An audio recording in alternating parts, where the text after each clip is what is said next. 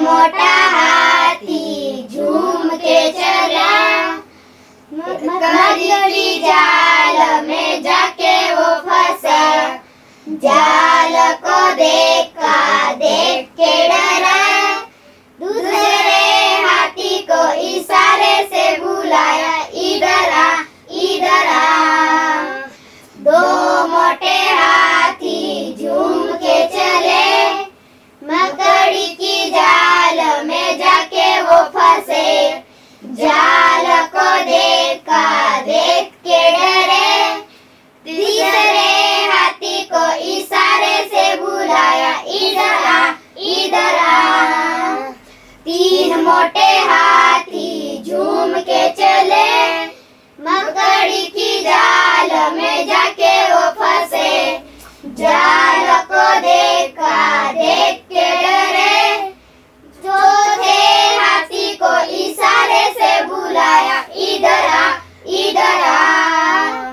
पांच मोटे हाथी झूम के चले, मकड़ी की जाल में जाके वो फंसे, जाल को देखा, देख के डरे।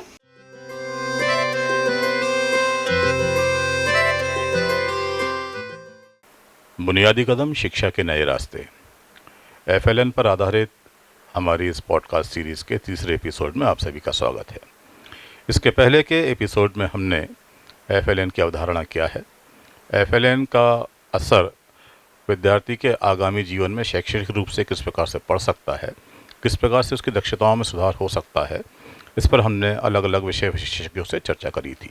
एफएलएन पर आधारित हमारे पॉडकास्ट सीरीज़ के तीसरे एपिसोड में आज हमसे चर्चा करने के लिए हमारे बहुत पुराने जन शिक्षक श्री तेजालाल जी पंवार मौजूद हैं। मैं आपका बहुत बहुत स्वागत करता हूं सर यहाँ पर। जी सर, नमस्ते। तेजालाल जी, आपने लंबे समय से शिक्षा के क्षेत्र में काम किया है और अभी भी आप निरंतर कार्य कर रहे हैं। हम जानना चाहेंगे कि जन शिक्षक के रूप में आपकी अभी तक की यात्रा कैसी रही है? सर, मैं 2015 से कंटिन्यू कार्य कर रहा हूँ, तो ये यात्रा एक अच्छे अनुभव के लिए रही है, जिसमें हम शिक्षकों के साथ फेस टू फेस बात करते हैं और खासकर अकादमिक मुद्दों पे उनसे चर्चा करके हम बेहतर शिक्षा के लिए कार्य करने का जो हमारा जिम्मा है उसको निभाने का प्रयास करते हैं। चुनौतियाँ भी आई होंगी बहुत सारी इस अभी तक काम करने में आपके सामने?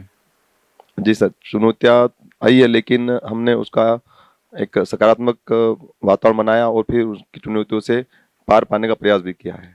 एक सामान्य शिक्षक होते हैं, उनका काम केवल स्कूल में जाना, पढ़ाना और स्कूल के दैनंदिन कार्य रहते हैं। उसके मुकाबले जन शिक्षक का कार्य कठिन रहता है। आपको इस कार्य में आने की प्रेरणा कहाँ से मिली? यह प्रेरणा सर, चूँकि बचपन से ही जो प्रेरणा के स्रोत थे वो शिक्षक ही थे। जब नौकरी में आए तभी प्रेरणा शिक्षकों से ही मिली, और जब जन शिक्षक बना तो उसमें भी हमें प्रेरणा शिक्षकों से ही मिली कि हम जो कार्य कर रहे हैं इसको बेहतर तरीके से करने के लिए आपको बड़े मंच पे जाना चाहिए। तो उस प्रेरणा को लेकर, और जिसमें योगदान डाइट का भी रहा, राज्य शिक्षा केंद्र का भी रहा और जिला शिक्षा केंद्र का भी रहा, कि हम काफ़ी समय से जुड़े थे जब ट्रेनिंग के दौरान, तो एक प्रोत्साहन हमें यहाँ से मिला था। आपका कहने का अर्थ ये है कि आपको लगातार, चूंकि शैक्षणिक संवर्ग से जुड़े रहे हैं, तो आपको अलग अलग जगह से इसकी प्रेरणा मिलती रही है। शैक्षणिक जगत के लोग जानते हैं कि जन शिक्षक कौन होते हैं, उनके काम क्या होते हैं, लेकिन हमारी ये सीरीज न केवल शैक्षणिक लोगों के लिए है बल्कि पेरेंट्स के लिए भी, पालकों के लिए भी है। तो जन शिक्षक का मूलतः कार्य क्या होता है, इसको थोड़ा स्पष्ट करेंगे आप? जी, जन शिक्षक मुख्य रूप से जो विद्यालय उनके अंतर्गत आते हैं, उन विद्यालयों में शिक्षकों को अकादमिक समस्या जो आती है उनका निराकरण करना और इस पार्ट पे उनको सपोर्ट करना कि हम जिस कंटेंट पे कार्य कर रहे हैं, जिसे विषय वस्तु पे काम कर रहे हैं, यदि कोई बच्चा रिस्पॉन्स नहीं दे पा रहा है, प्रति कोई उत्तर नहीं आ रहा है, तो हम इसको किस तरीके से और अच्छे से कर सकते हैं, यह कक्षा के अंदर हम शिक्षकों को निरंतर बताने का प्रयास करते हैं। इसको हम ऐसे कह सकते हैं कि लगातार चलने वाली प्रशिक्षण प्रक्रिया का एक हिस्सा है, जिसमें जन शिक्षक विद्यालयों में जाकर न केवल विद्यार्थियों की समस्याओं को दूर करते हैं बल्कि शिक्षकों को जो उनकी समस्याएं हैं उनको भी दूर करते हैं, और जो नवीन पद्धतियां शिक्षा में जिनका समावेश होता रहता है उनके बारे में जानकारी देते रहते हैं। नवीन शिक्षा नीति 2020 में एफएलएन की बहुत चर्चा हुई है। हमने निपुण भारत के अंतर्गत और मिशन अंकुर के अंतर्गत मध्य प्रदेश में इसको लागू किया है। एफएलएन क्या है और आपका अभी तक का एफएलएन का अनुभव क्या रहा है? यह एक महत्वपूर्ण विषय है सर, क्योंकि नई सदी की जो हमारी शिक्षा नीति है, इसमें शिक्षा के मूलभूत ढांचे को सुधारने का एक बेहतर प्रयास किया गया है। खासकर जो हमारी प्रारंभिक शिक्षा है, जिसमें बच्चों को बुनियादी ज्ञान व्यवस्थित तरीके से मिले। जो हमारी पुरानी शिक्षा पद्धति थी 86 और 92 वाली, जिसमें हम परंपरागत जो पद्धति थी शिक्षक की, उस पर काम कर देते थे। लेकिन नई शिक्षा नीति में शिक्षकों को एक पूरा खाका दिया गया है कि जो प्रारंभिक स्तर के बच्चे हैं, उनके साथ में हमें किन किन बिंदुओं पर, किन किन इश्यूओं पे कार्य करना है। एक पूरा रोड मैप तैयार करके दिया गया है, जिसके आधार पर शिक्षक उसका प्रयोग करते हुए बेहतर और श्रेष्ठ परिणाम देने के लिए तैयार हो सकते हैं। आपने जैसा भी कहा कि जन शिक्षक का कार्य लगातार कक्षाओं में जाना, शिक्षकों की और विद्यार्थियों की समस्याओं को दूर करना है। आपके अनुभव के हिसाब से जो नियमित शैक्षणिक मार्गदर्शन जो दिया जाता है, वो कितना प्रभावी सिद्ध होता है? सर, ये बहुत कारगर सिद्ध होता है, क्योंकि जब हम कक्षा में मेटरिंग करते हैं, जाकर देखते हैं, कक्षावलोकन होता है, तो शिक्षक को 90 मिनट के लिए जो कंटेंट उसको पढ़ाना रहता है, तो लगभग 1 घंटे के लिए क्लासरूम ऑब्जर्वेशन होता है। तो शिक्षक ने विषय वस्तु को कैसे पढ़ाया है, कितने बच्चों ने उसको सीखा है, क्योंकि बाद में बच्चों का भी ऑब्जर्वेशन होता है, तो हम ये देखते हैं कि शिक्षक ने क्या क्या अच्छा किया है जी।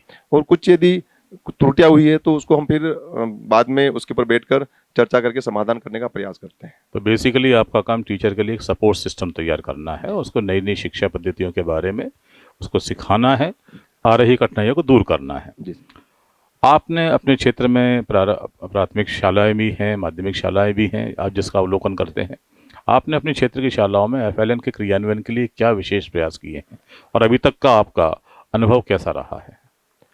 एक लंबी यात्रा है सर। 2022 से हम लोग एफएलएन को लेकर कार्य कर रहे हैं, जिसमें लगभग 29 प्राइमरी विद्यालय हैं, जिसमें से हम कोशिश कर रहे हैं कि अधिकतम विद्यालय श्रेष्ठ कार्य करें।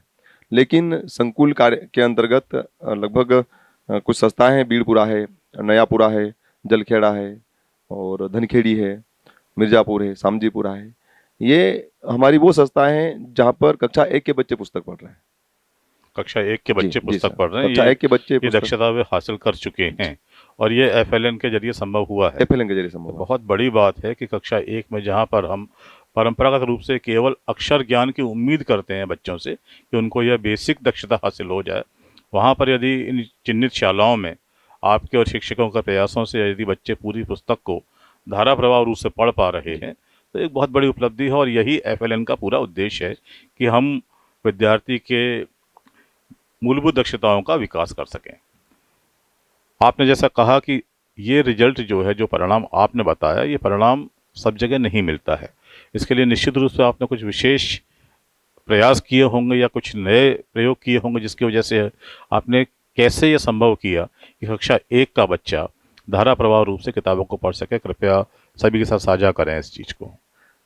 जन शिक्षक बनने के बाद एक रहा था कि शिक्षक चूंकि हमारे प्रेरणा पुंज है, और यदि हम उनको मोटिवेट करते हैं, सतत सकारात्मक मार्गदर्शन देते हैं, तो वो अच्छा कार्य कर देते हैं।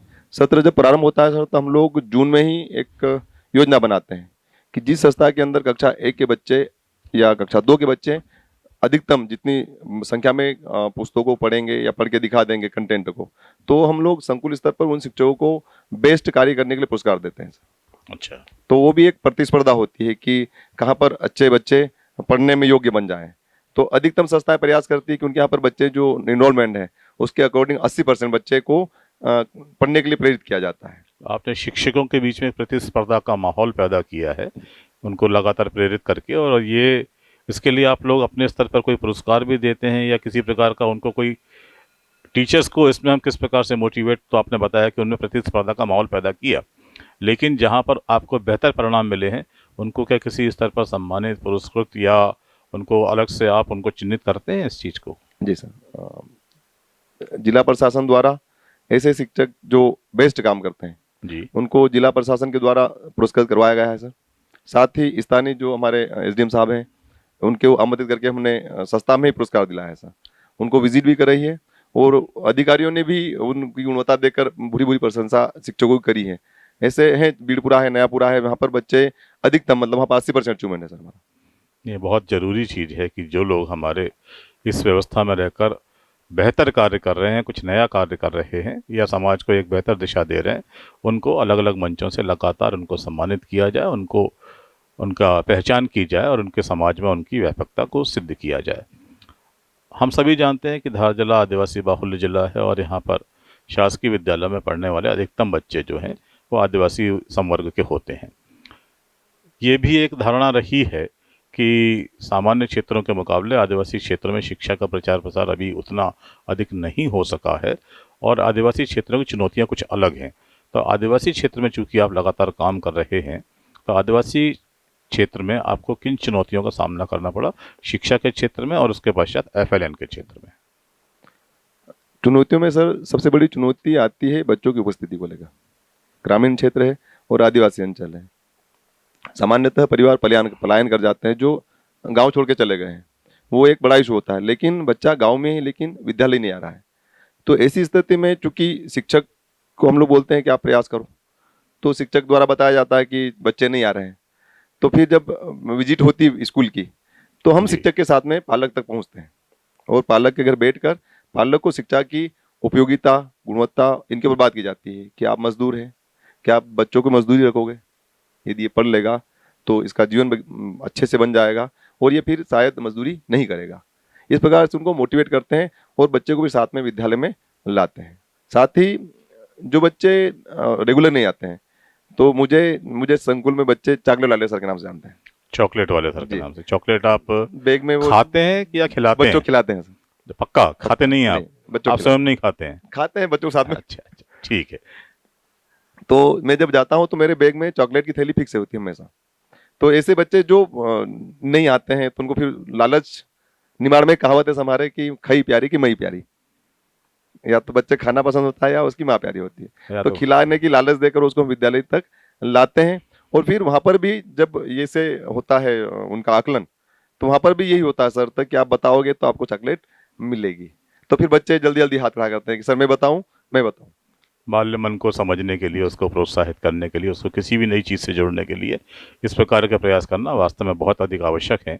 और बालक हो या बड़ा हो, अगर आप उसको किसी चीज़ का ये भरोसा दिलाते हैं कि ये कार्य करने पर तुमको यह इनाम मिलेगा, तो भले ही वो चॉकलेट हो या कोई बड़ा पुरस्कार हो, वो एक प्रेरक तत्व का रूप में कार्य करता है। तेजालाल जी, आपने एक लंबी यात्रा तय करी है जन शिक्षक के रूप में, शिक्षक के रूप में, और FLN पे भी आप लगातार काम कर रहे हैं। फाउंडेशनल लिटरेसी एंड न्यूमरेसी के क्षेत्र में आपने 2022 से अभी तक निरंतर कार्यरत हैं। एक दो सफलता की कहानियां निश्चित रूप से आपके पास होंगी कि कोई बालक या बालिका ऐसा था जिसका मन नहीं लगता था पढ़ने में या वो उतनी दक्षता से नहीं पढ़ पाता था, लेकिन FLN के लागू होने से, आपके और शिक्षकों के प्रयासों से वो बेहतर परिणाम देने लगा। तो ऐसी सफलता की कहानियाँ विश्वास पैदा करती हैं कि जो आपने किया है वो दूसरे लोग भी कर सकते हैं। तो ऐसी सफलता की कहानियाँ हमारे साथ साझा करेंगे तो निश्चित रूप से न केवल शिक्षक बल्कि पालक भी उसके लिए प्रेरित होंगे। जी सर, मेरे संकुल के अंदर एक विद्यालय नयापुरा कल्याणपुरा, वहाँ की जो बालिका थी श्री बोर्डिया करके, श्री बोर्डिया, वो कक्षा 2 की बालिका थी। और जब ओलंपियाड हमारे प्रारंभ हुए तो उस बालिका, चूंकि वो FLN से जुड़ी थी और कक्षा 1 में वो किताब पढ़ना सीख गई, पुस्तक पढ़ना सीख गई थी, और ओलंपियाड हमारे कक्षा 2 के लिए होता है। जब वो कक्षा 2 में आई सर, तो उसने अंग्रेजी ओलंपियाड में जिला स्तर पर अपना प्रथम स्थान प्राप्त किया था। वो आदिवासी अंचल की प्राथमिक स्कूल की बच्ची ने जिला स्तर पर ओलंपियाड में प्रथम स्थान, इंग्लिश में आई वो भी, और वो भी अंग्रेजी, जो कठिन विषय माना जाता है। बहुत बढ़िया। दूसरी एक कहानी थी सर हमारी बालक बाकानेर की। वहाँ पर एक बालक राठौर था, कुशराज राठौर जी, वो भोपाल तक गया ओलंपियाड में हमारा हिंदी विषय में। न केवल जिला स्तर बल्कि वो जिला स्तर से चयनित होकर भोपाल राज्य स्तर तक पहुंचे। भोपाल में उन्होंने अपनी प्रतिभा का प्रदर्शन किया। जब उनके साथ में उनके शिक्षक गए थे और वहाँ पर जब बच्चों का सम्मान हुआ, शिक्षकों का सम्मान हुआ, तो वो आके उन्होंने जब हमें बताया कि यार बच्चे के लिए साथ में जब हम काम करते हैं, बच्चा बनकर उनको सिखाने के लिए, तो ये बच्चे हमें कहाँ तक ले जाते हैं। हाँ, निश्चित रूप से एक शिक्षक की सफलता यही है कि उसके विद्यार्थी उसके लिए यश अर्जित करें और उसके लिए ख्याति अर्जित करें। और यदि आपके विद्यालय के विद्यार्थी या आपके शिष्य अगर आपको राज्य स्तर पर या जिला स्तर पर आपको सम्मान प्रदान करवाते हैं तो एक शिक्षक की सफलता इसी से सिद्ध होती है। फील्ड स्तर पर आप जो मेंटरिंग सिस्टम है या जो शिक्षक का कार्य है उसका योगदान आपने बताया, उसको और बेहतर बनाने के लिए शैक्षणिक परिदृश्य में किस प्रकार से योगदान शिक्षक का हो सकता है और क्या उसमें बदलाव लाने चाहिए यदि आपको लगता है, उस पर हम आपसे थोड़ी चर्चा करना चाहेंगे कि मेंटरिंग जो रेगुलर मेंटरिंग का कार्य है जो जन शिक्षक करता है उसको और बेहतर कैसे बनाया जा सकता है। सर, चूंकि मेंटरिंग में हमें लगभग 2 घंटे एक विद्यालय में देना है, यदि इसको हम पूरी मनोभाव से करते हैं तो ये बदलाव का एक नया तरीका है सर। क्योंकि इसके पहले हम लोग जो मॉनिटरिंग करते थे मेंटरिंग के पहले की, वो अवलोकन इससे पृथक थे। वो अवलोकन चूंकि कागज पे लिखना है और लिखकर हम लोग सामान्य निर्देश देके आ जाते थे। लेकिन अब जब कक्षा अवलोकन करते हैं तो शिक्षक का अवलोकन, फिर बच्चे का ऑब्जर्वेशन, बच्चे ने कितना सीखा है, तो स्पॉट असेसमेंट जो उसका होता है। तो अर्थात आप लोग कक्षा जब चल रही होती है सामान्य उसमें बैठते हैं, अध्यापन कार्य चल रहा है, अध्यापन चल रहा है, उसको आप लोग बारीकी से उसका निरीक्षण करते हैं और उसमें शिक्षक क्या पद्धति अपना रहे हैं, विद्यार्थी उसमें कितना सीख पा रहे हैं, उसका आप लोग अवलोकन करते हैं और उसके पश्चात में विश्लेषण करके उसका परिणाम प्रस्तुत करते हैं, यही है। तो इसको और हम कैसे बेहतर बना सकते हैं? मेंटरिंग को बेहतर बनाने के लिए कि हम पर्याप्त समय दें, पहली बात तो उसको केवल खाना पूर्ति के लिए नहीं करेंगे यदि, तो और बेहतर परिणाम हमारे पास आएंगे। मतलब यूं नहीं गए और फोटो खींच के आ गए, वो वाला यदि नहीं होगा। तो इसमें अच्छा एक ये है बच्चों को सपोर्ट करने के लिए जो तीनों विषय है सर, वो तीनों विषय के जो स्पॉट असेसमेंट है वो बेस्ट तरीके से दिए गए हैं। खासकर डे टू डे, यदि सपोज हमने 10वां सप्ताह देखा, 20वां सप्ताह देखा या बीच का कोई सप्ताह देखा है, तो किस दिन स्कूल का अवलोकन हुआ है उस दिन का असेसमेंट खोलता है वो। अच्छा जी, तो उसके अंदर बच्चे का जो असेसमेंट होता है सर, वो उस सप्ताह के अनुसार होता है और दिन के अनुसार होता है। तो उस दरमियान जो उसके विषय वस्तु चल रहे थे या जो उसने सीख लिया था, वो भाषाई होता है, संख्या ज्ञान के लिए भी होता है और अंग्रेजी के लिए होता है।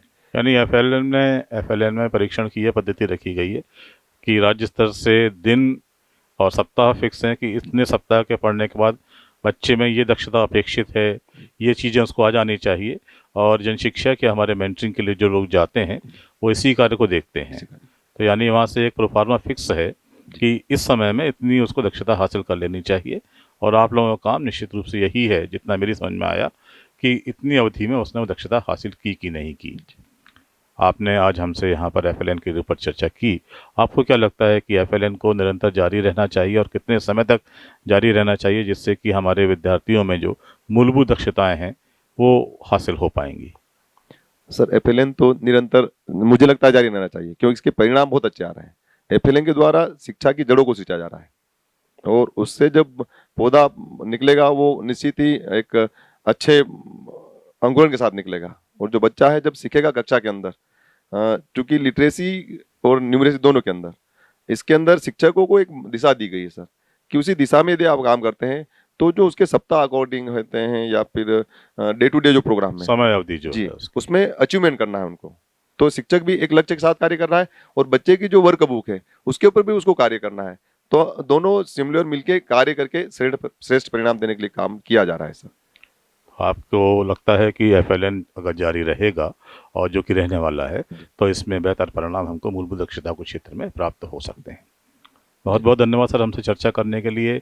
एफएलएन में जन शिक्षक की भूमिका क्या हो सकती है, किस प्रकार से मॉनिटरिंग की जाती है और किस प्रकार से असेसमेंट किया जाता है, उस पर आपने बहुत विस्तार से चर्चा की। बुनियादी कदम शिक्षा के नए रास्ते पॉडकास्ट सीरीज़ के इस तीसरे एपिसोड में अभी हमने चर्चा की श्री तेजालाल परमार जी से, जो हमारे जन शिक्षक हैं। आने वाले एपिसोड में हम शिक्षा से जुड़े हुए अन्य विशेषज्ञों से और पालकों से चर्चा करते रहेंगे। आप हमारे साथ बने रहिए। आज के लिए अभी इतना ही। बहुत बहुत धन्यवाद।